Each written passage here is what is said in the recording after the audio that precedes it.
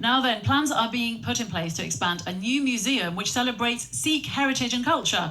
The Anglo Sikh Museum aims to preserve Sikh history through the use of the latest technologies. Well, Gurinder Singh Mann is a historian and the director of the Sikh Museum Initiative, and he's joining me on the line now. Gurinder, welcome to the show.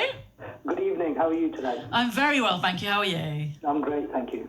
Lovely to have you on the show on Connections today. Could you tell me firstly, please, Gurinder, how did this idea come about? Because strictly speaking, it's not really a traditional museum in that the stuff is not held in a building as usual.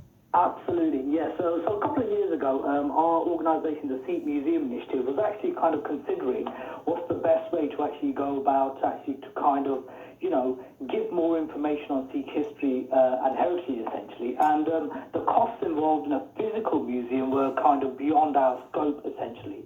But working with developers, we felt that we could actually employ technology to actually bring about, the actual essence of what objects are lying around in the UK, which were traditionally taken from the Punjab. So by using and employing technology, we actually thought that the best way forward would be to actually employ it in touch screens on mobiles and tablets, and also, through the concept of virtual reality, really. Which is great, which is very forward-thinking, and that is the age in which we live in, isn't it? So tell me, Gurinder, what objects have you found so far, and where have you actually sourced them from? Well, we've been kind of scouring the country, essentially, looking at kind of historical sources in terms of where objects have, like I said previously, just where they've come from the Punjab, and in which museums, but not just museums, but also from private collectors as well, because what we find is there is a lot of objects which have actually found themselves into like private collections, for instance. So we are working with them as well. But essentially, we are looking at objects like jewellery, for instance, and we have worked on jewellery related to Sophia Dalip Singh, which actually came down from the Sikh Empire. And we are also looking at things like arms and armour, and there'll be other types of objects as well, which kind of fits into the whole kind of ethos of what we're trying to project, essentially. Yeah, because I guess the Sikh culture, in terms of the religious side of it, is quite a young culture, isn't it? However, it's a very, very rich culture in that short period of time. So which period of history specifically for listeners then does it cover? Well, essentially, we're going to be kind of focusing on from the 1800 period onwards, which is actually where Maharaja Ranjit Singh had actually carved out what we call the Sikh Empire. So we're looking at objects which are kind of like created during the Sikh Empire, also during the Anglo-Sikh Wars, which was the wars between the East India Company and the Sikh Empire, and also during the British Raj as well. So roughly covering about from 1800 onwards, and possibly just past the 1900s as well. So it does cover about roughly circa over 100 years, where we can actually kind of, just show that rich Sikh heritage that we have, basically. And what's the significance of the items then, and of the exhibition and the museum? I guess in the context of the wider Sikh story and even our kind of post-colonial story as well in the UK.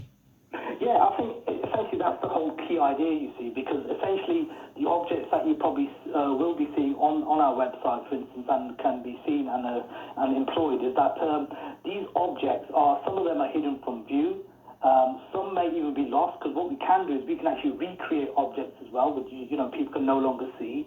And essentially, the whole idea is to actually tell this story about where objects have actually come from, from this colonial idea of actually taking the Sikh Doshakana, which we call it, which was actually taken from the early 1800s, and then for us to actually recreate all these objects from institutions now in the UK, and also from private collectors as well.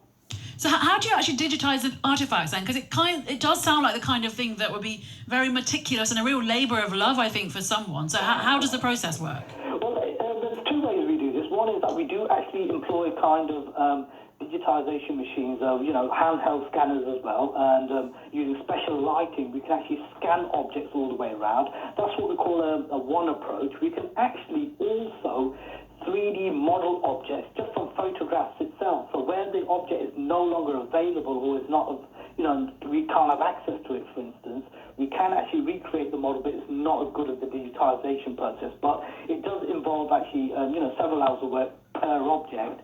But essentially, once the object has been created, it almost looks as good as the real thing. It sounds fantastic. How can people find out more then, Gurinder? Well, essentially what we've done is we launched a couple of weeks ago here in Leicester, and people can log on to anglo-sikhmuseum.com, and on the actual website itself there's a section called Relics, and each object is available at this moment in time. So all they need to do is just log on, click on the object, and with their mouse, for instance, if they're on a PC, they can move the object around. If they're on tablets, if they're on their phones, for instance, as well, they can look at the objects, they can make them bigger, smaller, and then you can zoom in as well, which is absolutely fantastic, really, because, this does differ from, the traditional way of actually looking at objects, and gives you kind of this wow factor when you look at objects that are real close up, really. So I'll give you that website again. It's www.anglo-sikhmuseum.com. That's great, Gurinder. And just one quick question as well. What if someone's got an artifact lying around at home, something that's valuable to them? It could be sentimentally valuable in other ways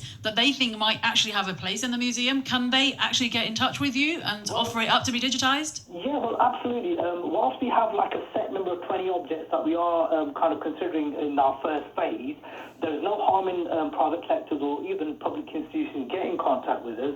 And the email address is info@sikhmuseum.org.uk. I'll say that one more time, info@sikhmuseum.org.uk. And by all means, we're always happy to discuss kind of projects with individuals at all times, really.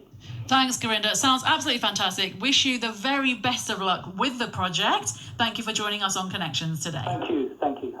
That's Gurinder Singh Mann there, historian and director of the Sikh Museum Initiative. Sounds like a brilliant project.